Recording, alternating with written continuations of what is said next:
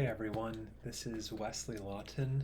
I am a licensed professional counselor and I'm the therapist and owner at All Things Grow Counseling based in Mount Clemens, Michigan. And I work with people in person here in Mount Clemens as well as via telehealth across the state. I specialize in grief as well as trauma and helping people in those areas. This is part 4 of the 20 things that your grieving friends and family wish you knew. As I've said in other videos, just a quick introduction, I hope that this video can help give language to some of the things that you're going through if you're grieving, and maybe help talk to your friends and family about what you're going through and how to support you if that's the situation that you're in. And this video is especially targeted at people who have loved ones who are grieving and they want to help, but they don't know how, or they want to help, but the grieving person seems to get upset when you try to help. So I've done, again, 3 parts of this. I've covered 5 points each time, and 5 times 4 here. This is part 4. I'm going to be covering the last 5 here, numbers 16 through 20. So let's jump right in. So number 16 out of 20. Don't tell them don't tell them that they're strong or about how good they look. Don't act like they're okay to make yourself feel better. So I'll say that one more time. Don't tell them that they're strong or about how good they look, and don't act like they're okay to make yourself feel better. This is something that I hear all the time from grieving clients, from bereaved who I've worked with in hospice as a grief support services manager. Grieving people complaining about, oh, everybody says I'm so strong, or they say, oh, you look great, and this really upsets them. And you might wonder why. It might seem like a nice thing to say. Well, let's take the first example, that you're so strong. Well, it's really summarized by this last part. Don't act like they're okay to make yourself feel better. So if you're telling somebody, oh, you are so strong to be able to handle this, or you are doing a great job, chances are, I can pretty much guarantee the person you're talking to does not feel strong. They feel very weak. They feel very vulnerable. They feel exposed, stripped bare into their emotions, and really their identity being taken away, perhaps. So they do not feel strong, and so hearing that they're strong makes them feel like you don't understand what they're going through. And again, similarly, you look so good, right? That is basically telling them you're doing fine, you're doing great. They don't feel like they're doing fine or great, and you don't really have the right to tell them that they're doing great. As I've said about some similar issues in past videos for this series, sometimes the things that we say are really, and we're not even aware of it sometimes, really to make us feel better. If my grieving friend is hurting so badly, then that hurts me because I love them and care about them. I hate to see them going through this.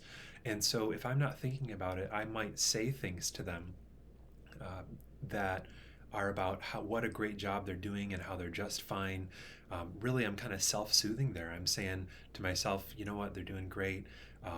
And I want to help them. I feel helpless, but they don't really need my help because they're looking great or they're really strong. So just be aware of the things you're saying and how it might be meeting your own needs. Okay, number 17.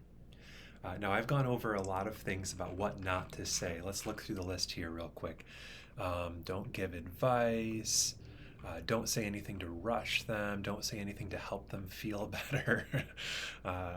Let's see. Don't tell them to stop crying.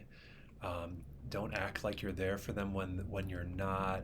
Don't tell them that you know how they feel. Be careful about saying things like, you need to have more faith, or I'll be praying for you. Don't talk about all the great things they have in their life unless you're willing to acknowledge the hard stuff first. So you might be wondering to yourself, well, what in the world can I say? I feel like you're just restricting every possible option of something that I can say. And that's the point. There is no right thing to say. Really, the only safe things to say, in my opinion, are something to the effect of condolences. I want to extend my condolences to you. I'm so sorry for your loss. and you can say great things about the person who died, to talk about them.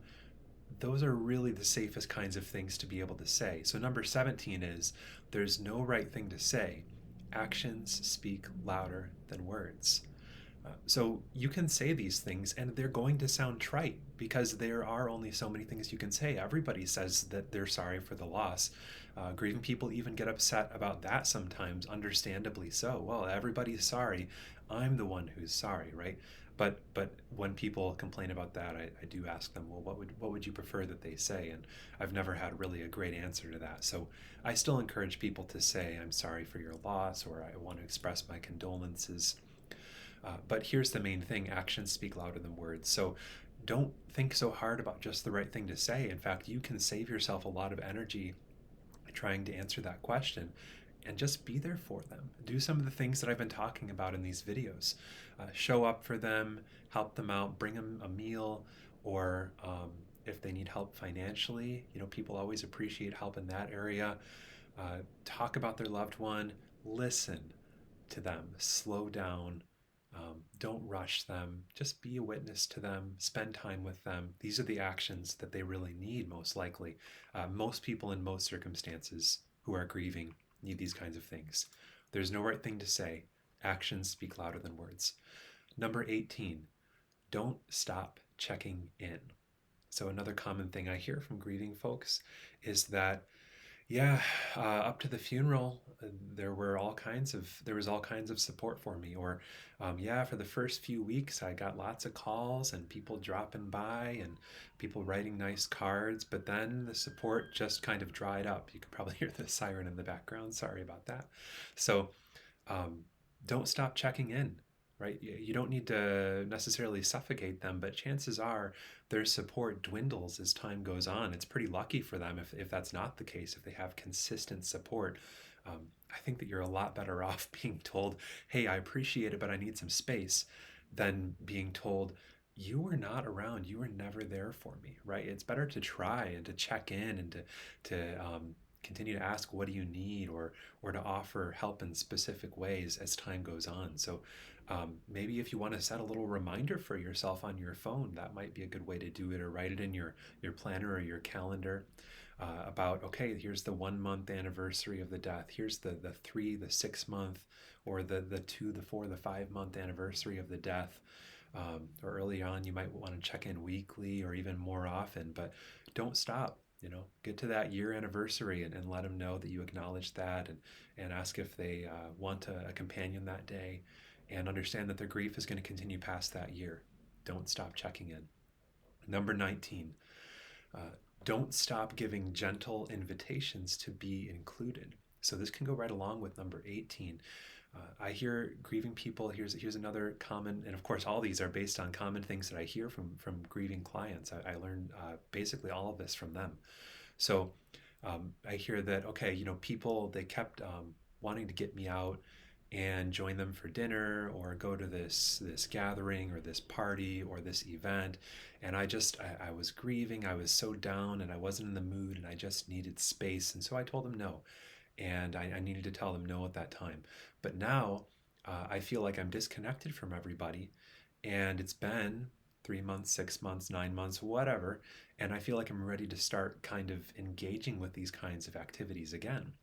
And the invitations have dried up. Nobody is, they all just kind of assume that I don't want to participate. And so, what you can do as a supportive loved one is to continue to invite them. And maybe you invite them in a way, my mom does this for family gatherings, and I really appreciate the way that she words this.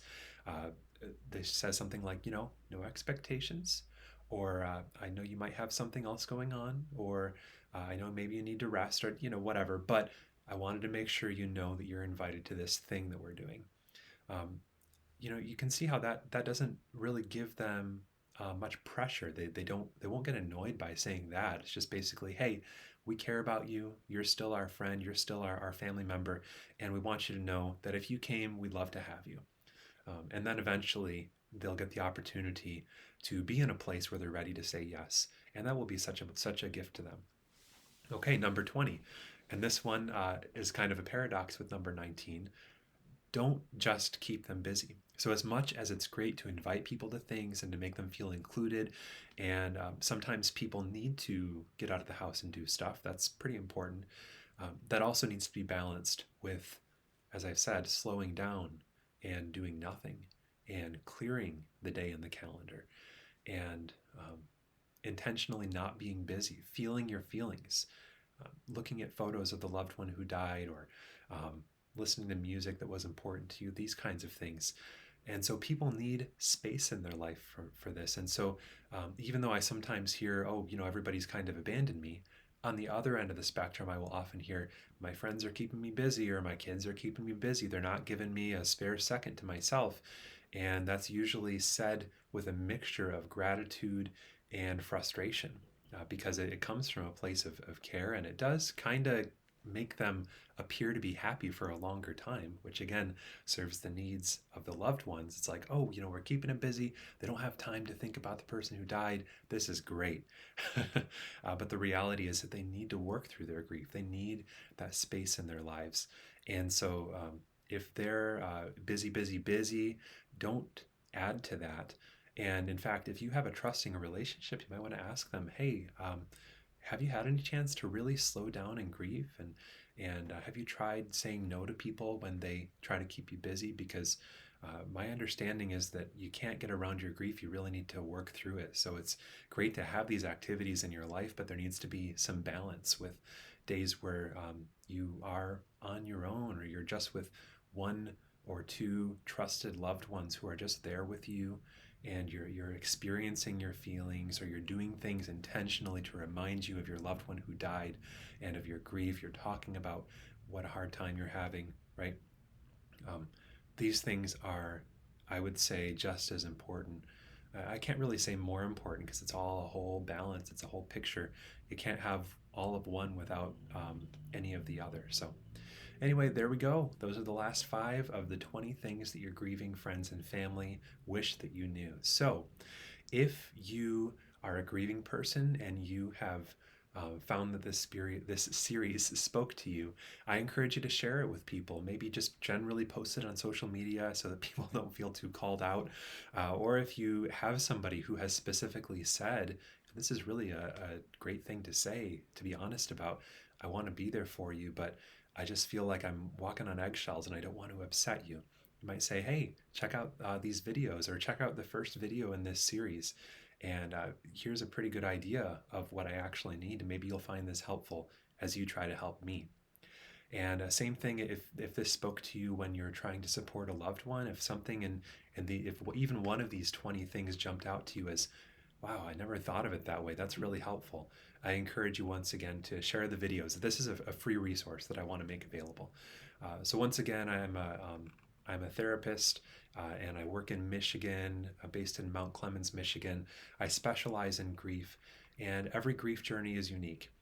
It's very normal, as I said in the last video, to need professional help. It's very normal to not need professional help as well. If you have a great support system, if you have a lot of tools and insights with grief, maybe you don't need professional help, and that's okay.